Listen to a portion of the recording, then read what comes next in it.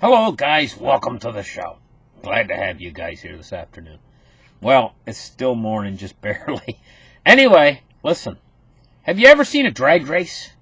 You know, you got the two cars sitting at the line, and they're rumbling, and they're waiting for that thing to come down that puts the green light for them to go, And the first car takes off, and he's got a little bit better gearing than the other car in the lower gears, so he's got a little bit more torque in the lower gears. And he takes off first, and he just bolts away, and he might get a 100-yard lead on the other guy right off the get-go, And the other guy's getting going, he's throttling through the gears. Well, the first car that gets the lead, he thinks he's got the race won, but no, he hasn't. The other guy starts to pull away, and he's got his torque in the higher end gears, and then he starts to really accelerate and come from behind, and he actually quite literally passes the guy that took off first and had the early lead, But then they keep going down the track a ways further, and both of them are accelerating and accelerating, and the guy that got the lead first, he starts to drop back a little bit, and the other guy's got so much power and speed, he actually wins the race in the end anyway. This is like silver. And the other guy is driving, that gets the early lead, he's Bitcoin, Don't give up on your silver. Because silver's like that drag car. He's way back right now, and Bitcoin and the cryptocurrencies have taken off and taken an early lead. But the race is not over. And I'm going to explain to you guys why. We're going to get into some stuff here that's very interesting, and I'm going to lay it out for you. So let's get the chart started right here. And this might not exactly seem like it pertains to what I'm talking about. But we're going to read about this event, and I'm going to get how this might pertain to silver and gold. Okay? Gulf of Tonkin. The Gulf of Tonkin incident, also known as the U.S. Maddox incident, was an international confrontation that led to the United States engaging more directly in the Vietnam War. It involved either one or two separate confrontations involving North Vietnam and the United States in the waters of the Gulf of Tonkin. The original American report blamed North Vietnam for both incidents, but eventually became controversial with widespread belief that at least one and possibly both incidents were false, and probably deliberately so. The United States Maddox, the ship, while performing a signal intelligence patrol as part of DeSoto operations, was pursued by three North Vietnamese Navy torpedo boats on the 135th Torpedo Squadron. Maddox fired 3 warning shots, and the North Vietnamese boats then attacked with torpedoes and machine gun fire. It says 1 U.S. aircraft was damaged, 3 North Vietnamese torpedo boats were damaged, and 4 North Vietnamese sailors were killed with 6 more wounded. There were no casualties in the United States. The Maddox was unscathed except for a single bullet hole from a Vietnamese machine gun round. It was originally claimed by the National Security Agency that a second Gulf of Tonkin incident occurred on August 4, 1964, as another sea battle, but instead evidence was found of Tonkin ghosts, false radar images, and not actually North Vietnamese torpedo boats. So this whole thing got started in the Gulf of Tonkin. It says there are many that say that the Gulf of Tonkin attack never happened, evidently, and it says that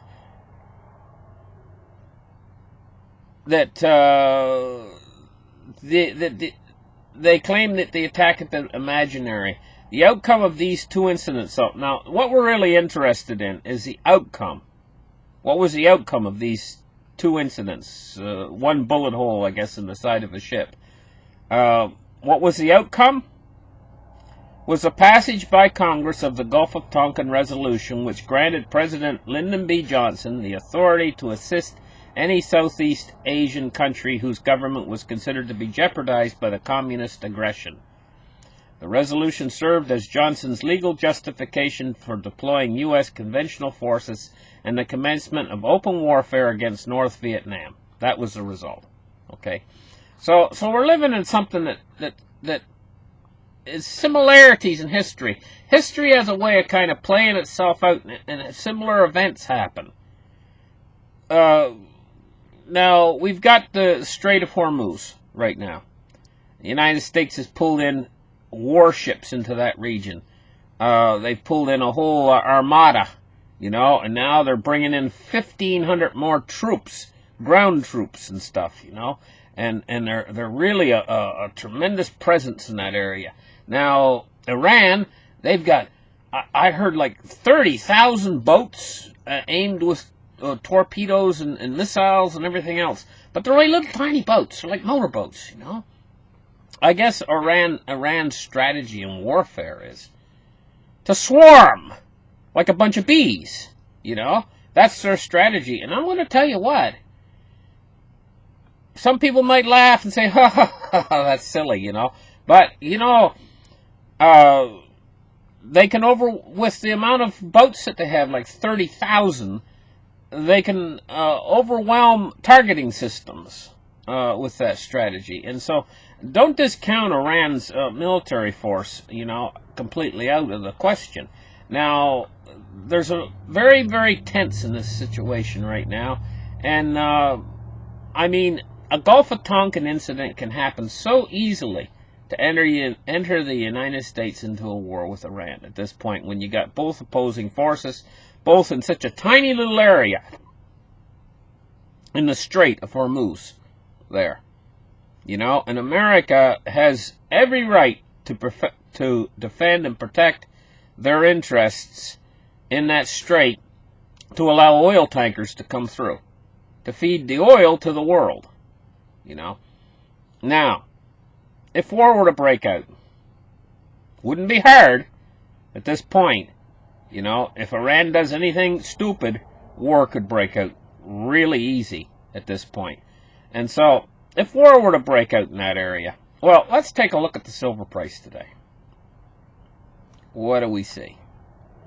We see crappy as usual. I'll just call it like it is. It's just as crappy as it usually is. And the gold to silver ratio right now is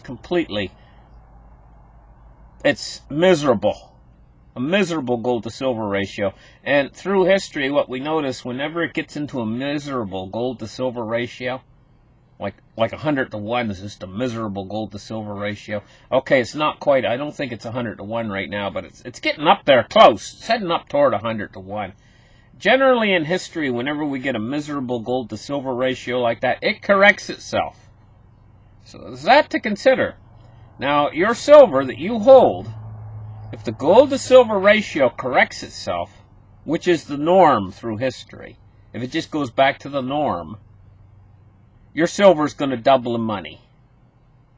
Just that alone. Just that alone to take into consideration. But silver's extremely low right now. Look at the price of this. Nobody wants it. It's unloved. You got to understand, the silver miners have been going crazy with new technology that they have now that enables them to draw that silver out of the ground much more effectively than they were able to before. There's that to consider. Okay? So what would happen if war were to break out to the price of silver and gold? What would happen to the price of Bitcoin? Well, the United States government is, ever since 2008 till now, they've been fighting deflationary pressures. And the Fed, to fight these pressures, is, you have to understand, picture a balloon. Picture a balloon. If you blow up a balloon, and it gets bigger and bigger and bigger, well, that's what the effect of an inflated economy is like. Inflating it with over leverage in the system.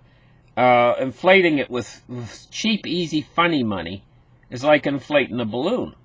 But the problem with the balloon that they're inflating with the economy is the balloon is full of pinholes. Now you inflate a balloon and there's no pinholes in it, The air will stay in. You can tie the balloon off, and the air will stay in indefinitely. Picture that's the money, in the system. If they inflated the system, and if there wasn't any holes there in the system for it to leak out, it would stay indefinitely. But the problem with this system is when they inflate it, they blow the balloon up, the system, with money, cheap, easy, funny money. There's holes in it everywhere. It's full of holes. So it immediately starts to deflate. Now, the Fed blew this balloon up through quantitative easing and all these inflationary programs. But at the same time, they increased their balance book exponentially. And so they're trapping themselves. They had trillions of dollars in their balance book. And also, they had lowered interest rates down to zero. Well, they know a recession's coming. It's a no-brainer. So they're panicking. They're trying to get out of this overly exceeded, ballooned balance book that they have, where they put trillions of dollars. They're trying to get out of that, and at the same time, they're trying to raise interest rates high enough so that they can fight the next recession, so that they'll have tools to fight the next recession with, because they know it's coming. So they decided to do quantitative tightening to bring their balance book down. Working pretty good at first, But at the same time, when they were inflating this bubble that we're in, this balloon, the air's been leaking out. And so what they've been doing is they've been hoping that the balloon will stay inflated and the air won't leak out of it, while they take more air out of it by doing quantitative tightening. But that's making the balloon deflate even faster. So they're fighting this deflation. Now, what can they do? Well, to fight this deflation, they have to get inflation going. So in comes the trade war. The trade war is extremely inflationary. It's going to help them. It's going to help them tremendously to raise prices. 25% tariff goes directly on the prices of everything you buy. Raises prices, raises inflation. But they need more. It's not quick enough. They need more inflation, more faster. Can you think of a better way of making inflation than if oil prices double? Quite seriously. Everything's made of oil. You go to buy a new set of car tires, you say, well, they're not made of oil. Oh, yeah, they are. There's oil in them. You go to buy your little girl a new baby doll, a little made out of plastic and made out of rubber and stuff, it's oil. It's oil in it. You go to the store and things you buy, everything you buy, everyday items, made from oil. Not only the oil that you put in your car every day to get there, to get to the store. This is an oil-based economy. Oil price goes up, so does everything. Because even the crops that they bring in to make your food with, oil brings those crops in. The power, the energy it takes to bring those crops in, oil. It's all based on oil. So if the price of oil doubles, you're going to see your inflation. Well, how do you get the price of oil to double? What's a quick way of getting the price of oil to double? And this way, the American has become a huge oil producer. This way, it makes that industry much more viable. Okay, so how do you get the price of oil? It also weakens the dollar, and that's where they want to go with this. They want to weaken the dollar. Their quantitative tightening, and they're still doing it, is strengthening the dollar. They want to weaken the dollar. And they want to weaken the dollar significantly. How do you do it? Well, you double the price of oil. Along with trade tariffs and trade embargoes on China. Okay, so the two work hand in hand together. So the second part of this strategy, the first part of this strategy, is trade tariffs. Works very effectively at raising prices and weakening the purchasing power of the dollar. This is a tricky game they're playing. Could war break out? Yes, very possibly could break out. And if war does break out, Look for a doubling of the price of oil.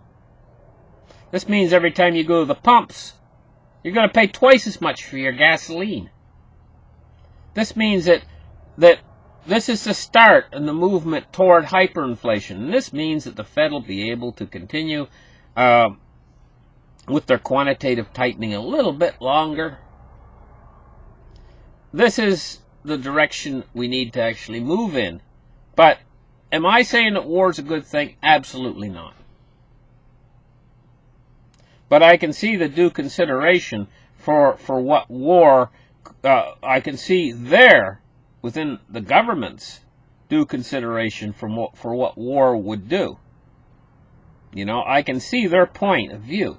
You know, I think that war is the worst possible thing to go into. You know, but at the same time, I can see what it'd do to the economy. And what does it matter what I think about it? War. The war happens. It's going to happen whether I like it or not. I'm out of the picture on this.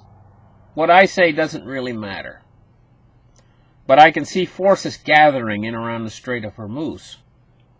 The possibility, when these forces gather in a tight little area like that, tensions develop, and the possibility for war increases exponentially. Because any little shot that's fired could trigger it. You see? And in fact, we did have incidents happen that were attributed to Iran not long ago. Tankers were damaged, oil refining facilities were damaged, and so on. But the war didn't start. Okay, so what happens if war starts? You get a doubling of the price of oil. Well,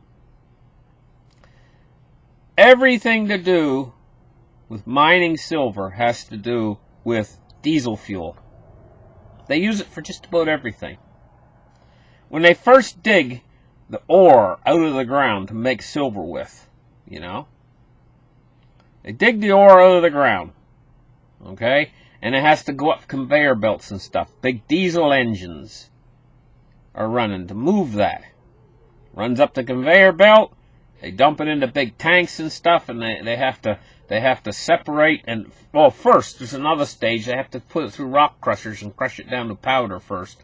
There's several processes for that, where they have to crush the big boulders. They crush them down into smaller stone. I think the first crushing, I think, takes it down to something called 4-inch oversize. The rocks are about this big. They crush them from boulders down into rocks this big, and then they run them up another conveyor belt, and they crush them down into 1-inch size, and then they run them up another conveyor belt, and they crush them down into like little tiny peas, and then after about the 4th or 5th conveyor belt, they got it down to powder. And then they put the powder in big tanks, and they stir it around, and they add chemicals to it and everything to separate the metals. Oftentimes, they're not just after silver, they're after other metals that go along with silver, like copper, tin, zinc, different types of metals that they're after, that are in there too. And the silver oftentimes is a byproduct of the mining industry.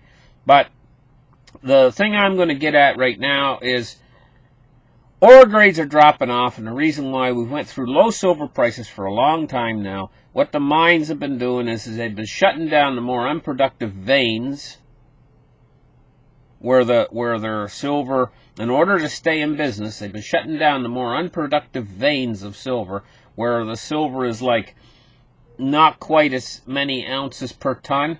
And then what they'll do is they'll dig in the best part of their mine. Well, they've been doing that for a number of years now because the silver price is low. They've been digging out the best parts of their mine where they have the highest ore grades. They've been digging it all out, waiting for the silver price to go up so that they can open the more unproductive parts of their mine. We get oil prices double, right? These miners are not going to be able to afford to sell at these prices in around $14 anymore. They're going to be losing money at $14 silver. Meanwhile, the price of everything else is going to go up. If you get a world where you've got consistent, heavy-duty inflation, which is the world we're headed toward, you know, what happens to the price of silver and gold if they stay low? Well, you can't take the price down too much below mining production cost. Or what happens in the end is these mines, they will start to close off production in certain areas. A lot of them won't go out of business, but what they'll do is, just like a person who's freezing to death, the circulatory system will try to save your core of your body, the warmest part of your body, and quite literally your extremities will freeze first. Well, the silver industry is exactly the same way. It's no different. What'll quite literally happen is the mines will start closing up certain sections of the mine. They'll only keep their most productive sections going. And so silver, then, all of a sudden, the production will drop off enormously. You get a drop-off in silver production. Well, you know what's been keeping this whole game going with the silver manipulation over the years? Is the fact that mining production has been high. And they've been consuming most of the mining production for industry. And they have a little bit of a surplus in mining production that they're able to use to cover bar and coin demand. So a lot of these coins that you guys been buying, these bars and coins that you guys been buying and putting away for yourselves over the years, have been coming from mining supply. That silver's so fresh, it's right out of the ground. Probably 6 months earlier, before you bought the coin, that silver was inside a rock. You know? And so they've been covering it. They've been having enough mining supply to cover bar and coin demand, just barely, mind you, and industry. What happens in a war? What happens if a war comes? Every time they send a cruise missile, boom, the thing blows up. Pieces fly all over the place.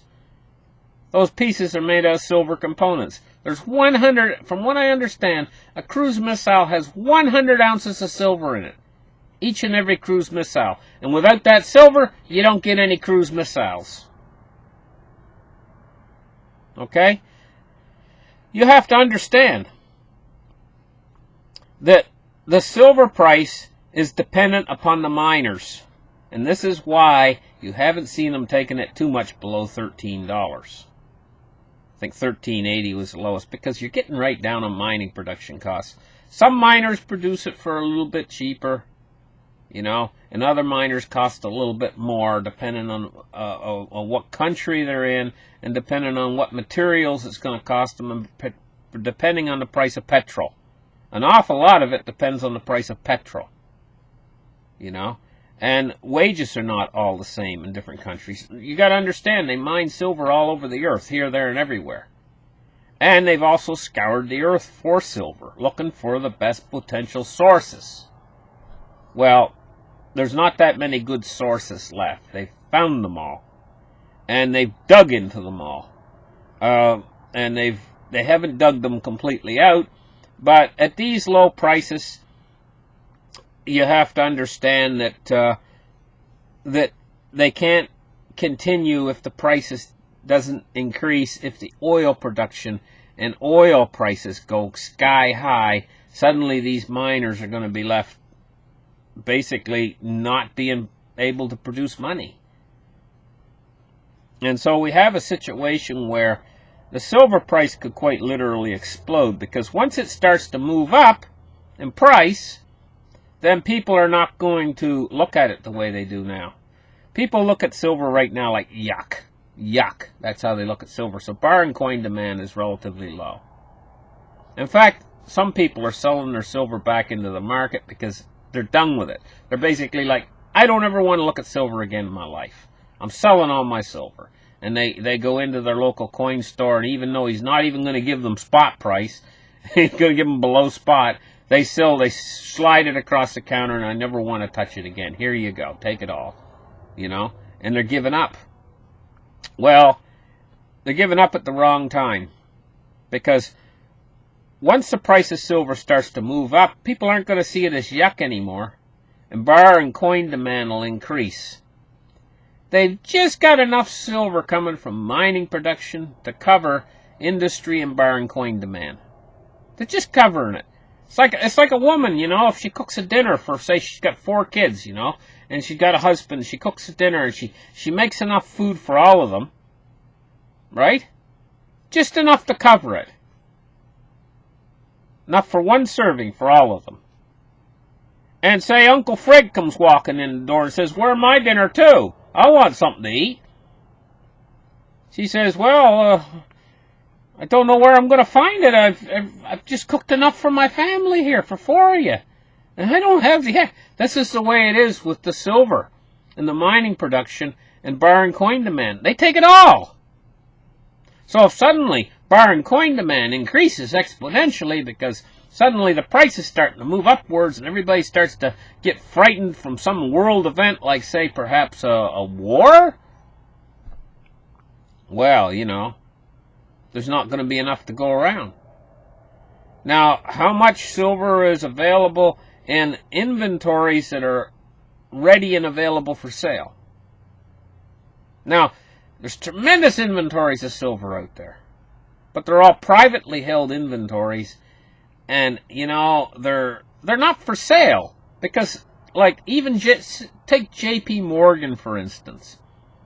He's got physical silver. He's got a lot of it. Hundreds of millions of ounces of inventory. But, you know, I remember when he was purchasing in on all of that, you know, the price was up around $20. Do you really think a banker is going to purchase something for $20 and sell it for $15? A banker like J.P. Morgan? Do you really think they're going to take a loss? Do they ever take a loss on anything, ever? Let's get real, folks. They're in it long. They're going long, and they know what's coming, right? And they also know that when it starts to really surge in price, gold and silver, they know that they're gonna actually pump the price up, just like they pumped it to the downside during the silver manipulation with the paper short contracts. When it starts going in the opposite direction to the upside, they're going to pump it just as hard so that they can make money off of their long positions. They're a bunch of crooks. But they know what's coming. So there's a lot of forces at play here with gold and silver. Hang on to your gold and silver for dear life. Don't let go of it.